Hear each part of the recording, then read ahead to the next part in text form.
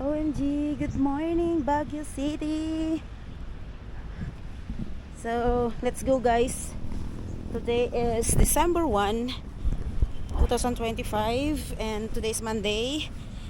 Samahan niyo ako guys, hanapin yung St. Joseph Driving School. Ito talaga kasi ang sadya ko na mag-aral, mag-driving dito habang nandito pa ako while waiting naman sa visa ng ate ko. So, alam ko marami ng gastos pero nandito na ako, so sustainin na natin, panindigan na natin kumbaga.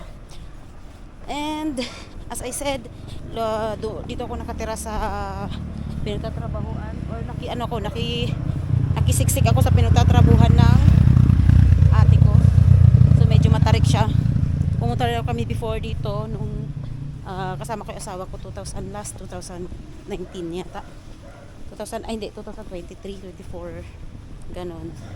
So far hindi ko kayo masyadong update. Ilang araw dito ako hindi papag-vlog. Since nung punta ako sa Bangged, din ako nag-vlog doon. Nung kumuha ko ng driver license, ay student permit is there, student license. So, ano ko na lang yun. Idada ko na lang to sa inyo kung ano yung mga requirements, kung ano yung mga experience ko. Kasi hindi talaga ako nag-vlog kasi nakafocus ako. Pero ngayon, I'll try na makapag-clips ako ng konti. Kaya, yan. Sakay muna ako ng bus or minibus dito sa part na to. Papunta sa pinaka-last station. Okay? Ayoko mag-vlog dito. Talaga, promise. See you guys. Sige. Nasa taxi na guys. Porta Baga. Nakasakay na rin. So, dito na ako sa Station Road. Gamitin ko na tong camera ko. Sabi ko hindi ko siya gagamitin. Pero kailangan ko siyang gamitin. Ngayon, nag-google map ako.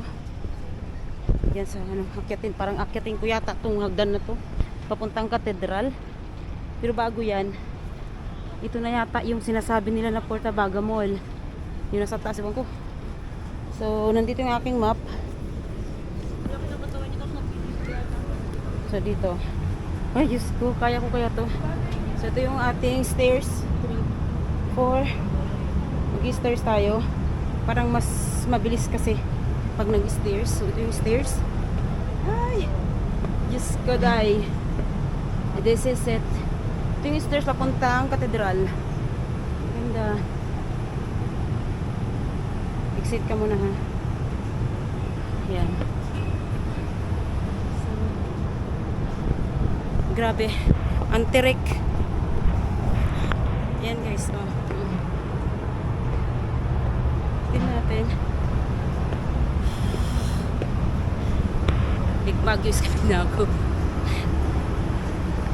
Bakit din siya guys kasi katedral na dyan sa taas. Ayan. Kaya ko pa ba?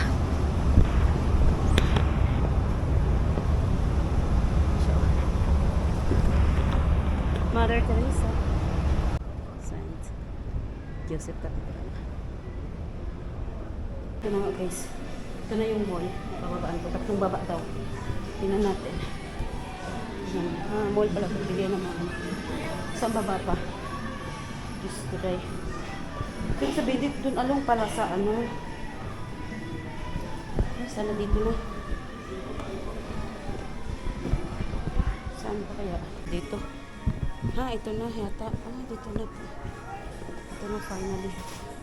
Yung ayun na guys. St. Joseph Driving School. St. Joseph.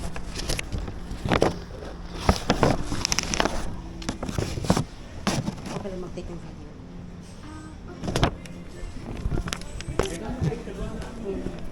Nakita ko lang sa Facebook. So, thank you. So, ito na. Buti na pinayagan akong mag-video. So, mag-fill out tayo. Fill out natin. Ito yung mga prices nila first. Depende kung ano yung aralin nyo. Mayroong automatic, mayroong manual. Ito yung VIP, 10,000.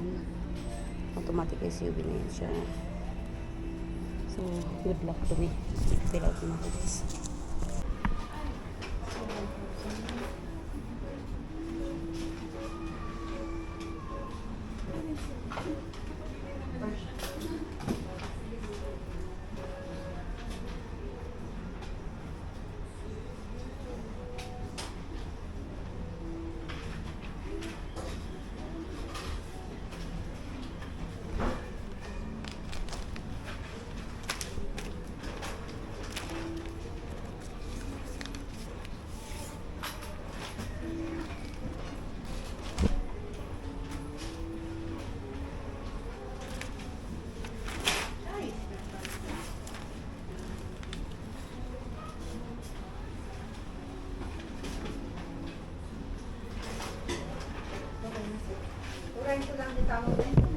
And tapos ako mag-fill out and finally, enrolled na.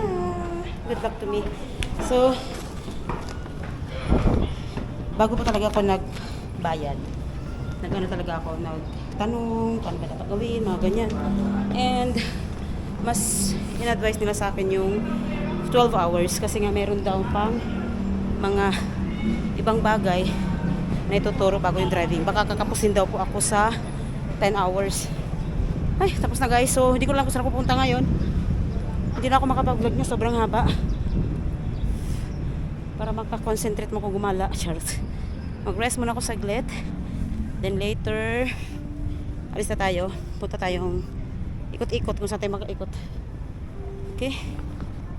Yan na yung simbahan. So, pauwi na ako guys. Diba ko pinag-isipan kung kakain ba ako or hindi bago umuwi. Pero, yun nga. Mamaya kasi, mayroong parade. Christmas lantern parade. Mamaya, mga 6 daw. Dito sa Station Road. So, sinarado na nila. Ay, nako. Ang hirap mag-vlog mag-isa. Ano naman, mag-isa ka talaga. Pauwi na, nakapag-enroll na, nag-rest na ako konti doon sa may cathedral. And yan, wala lang. Ano, may dinosaur doon. Oo, may dinosaur. Oh, sobrang init. Diyos ko, paano ba yan ang buhay life ng ganyan?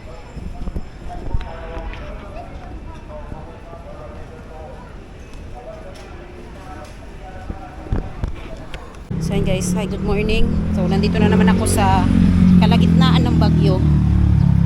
Maghahanap ako ngayon ng Pacdal Terminal kung saan doon kami susunduin ng magpipick up sa amin.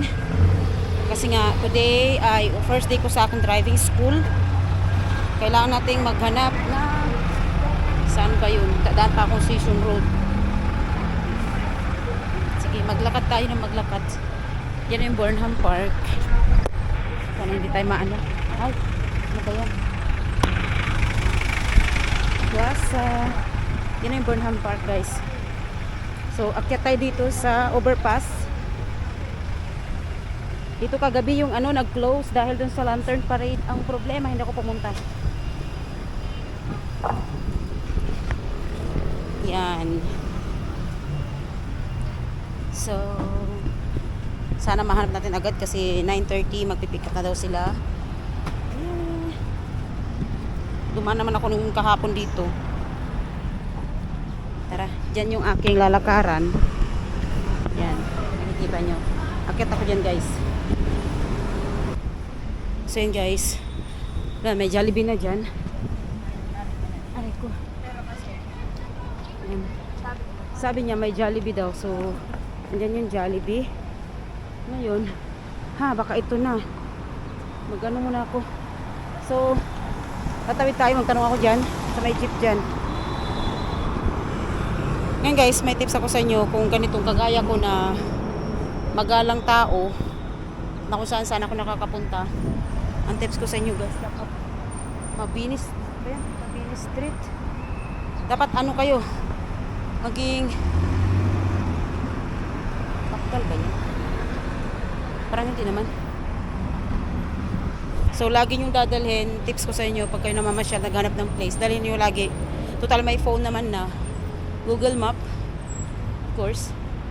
And then, magtanong, wag mahiyang magtanong, magbasa, at tandaan lagi yung dadaanan. Diba? So, nandito na yung mga jeep. Magtanong tayo dito kung dito na ba yung Pacdal. Pacdal na ba dito? Harrison. Wait lang, magtanong ako. KNR mo dati. Hindi ko talaga alam. So, si kuya, magtanong tayo.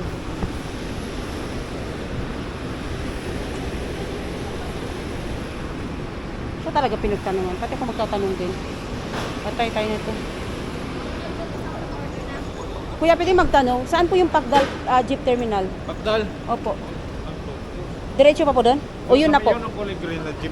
Salamat po. Opo. Salamat. Opo, salamat po, kuya. Ayan na. Yan, dapat ang gagawin nyo guys. Pag naggagala kayo, naghanap kayo ng isang place, lalo pag bago kayo sa isang lugar. Pero ito mga to guys, tatandaan nyo na lang. Ako kasi, iba kasi ako pagdating sa ganyan. Napaka ano ko talaga pagdating sa maghanap. Pero, yun.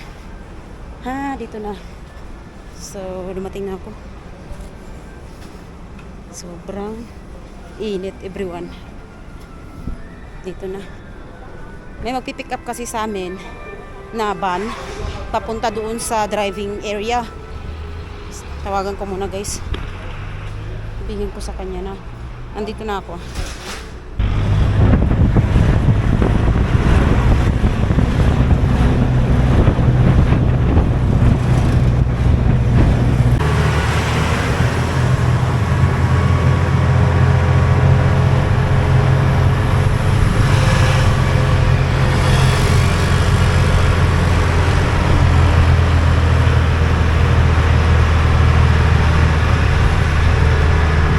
Lumagpas ako.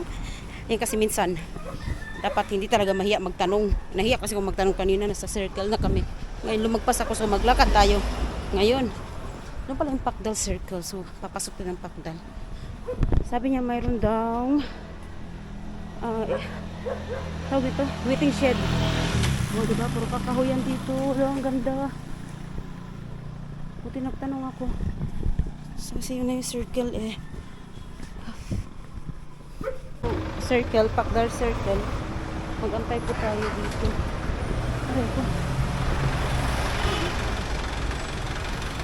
Waiting shed. Ano kaya yun? Nag-chat na yung or nag-text na sa akin or nag-message na sa akin yung aking instructor.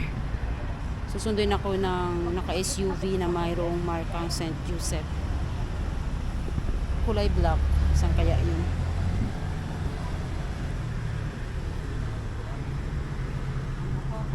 Hello ka dito ko sa may ano. Tingnan nyo. Circle yan. Dito sa Pakdal Circle. Ayan. Tapos mayroong simbahan. Wala lang. For memories lang po. Ayan si Sir. So may knowledge kayo ma'am sa driving? Wala po. Pero medyo na ano lang konti. Nanonood ako ng mga video, mga ganyan. Hindi nyo na-try na paturo sa mister nyo? Tinuruan niya ako, kaso nga lang, hindi ko maano kasi nga, ano nga siya eh, mabilis siya magalit. Wala siyang sipag sa pagtuturo. Na-try ko na, nakapagpatakbo na po ako ganyan, pero not in proper ba, na may turo mo simula ganyan, paano ganito, hindi niya may explain. Basta sabi niya, apak lang ganyan. Tapos medyo hindi pa siya okay kasi nga, ano siya eh, Turkish kasi siya kuya. Okay. So wala siya rito ma'am? Wala po, nasa Turkey po siya nag-work. So, ang nangyari po dyan kuya is Turkish yung salita niya. May mga Turkish words kasi na hindi ko maintindihan. So, nahirapan ako. Kaya sabi ko, uwi ako ng Pilipinas, doon nga ako mag-aral. Kasi yung license kasi dito, pwede naman siguro pagdating doon is i-apply ko. Parang i-change sa ano nila. Kunti na lang gagawin ko. Ganon. Tsaka mahirap doon kuya, hindi sila masyadong nakakaintindi ng English kuya. Opo. Turkish So, kasi. pwede, di maaga-aga pa naman. Oo naman kuya, wala pwede problema. tayo magtanong dyan sa... Kasi kung sa akin ma'am, pwede kitang isabay sa motor. Pwede po yung kuya. Meron ba malapit sa inyo kuya? Magkano ano nila per day lang? Yun lang hindi ko... Alam, malapit lang sa akin. Pwede sana rin sa Aakyat talaga siya. akin. Kaso lang kasama ko kasi yung anak ko. Pwede sana rin eh. Sa yung... Kasi umuupa rin na ako, pwede ka rin sana. Alak, nakakaya naman kuya, wag na. Hindi. Wag na po. Yung malapit na lang po sa inyo kuya, hanapan niyo po ako. Hindi. Ito yung sasakyan. Meron pa sila mga pedal dito oh, para matutunan mo yung pagdadrive. Ito brake, alam ko brake to eh. Panigurado brake to kasi pag nagkamali ng brake doon, mayroong brake yung instructor. So yung may ano na doon, yung may parang yan sa part na yan, ay hindi mo makita. Yung part na yon, yan na yung pag the driving lesson na talaga. Naghahanap kasi ako guys ng malapit na pwedeng sakay ay titirhan for few days. Kaso nga lang parang okay naman sa akin kasi may hatid sundo pala, so baka uwian na lang din ako. Tingnan natin kung ano mangyari. Training center.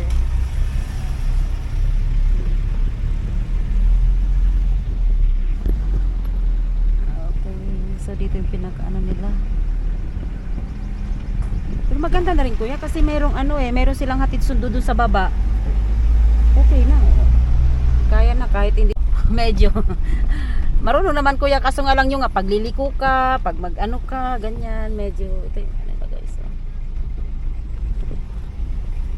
Ito yung napapanood ko sa video eh. Yan na. Excited ako. Baka-excite. O sa St. Joseph Driving School. Dito tayo mag-aaral. Pero, pwede bang umupo dito? Pwede bang umupo dito? Upo muna ako dito. Pag-aantayan. Ay, bismillah. Yan. Mag-antay tayo dito, guys. St. Joseph. Uy, kakatukot. Pinakakabahan ako. Pero parang hindi naman. Ayan. Ito yung area kung saan ka magpa-practice. Okay na. Sana matutunan ko. Siya yung magiging instructor ko si Sir Daniel. Ay, okay.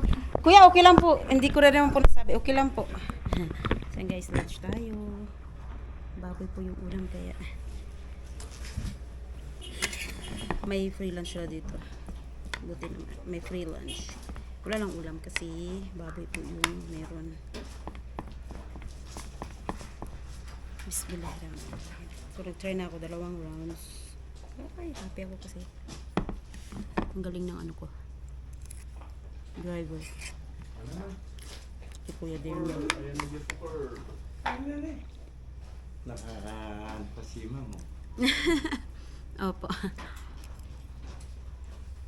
Naka-primera, naka-segunda. Tapos, na-try ko na rin mag-apak ng konting ba.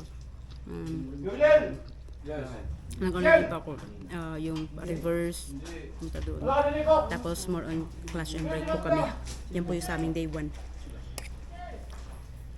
Mamaya, tinanong ko sana naman tayo. Medyo nakakaano lang konti, na o-overcome ko ng konti yung ano ko. Magaling yung driver instructor ko.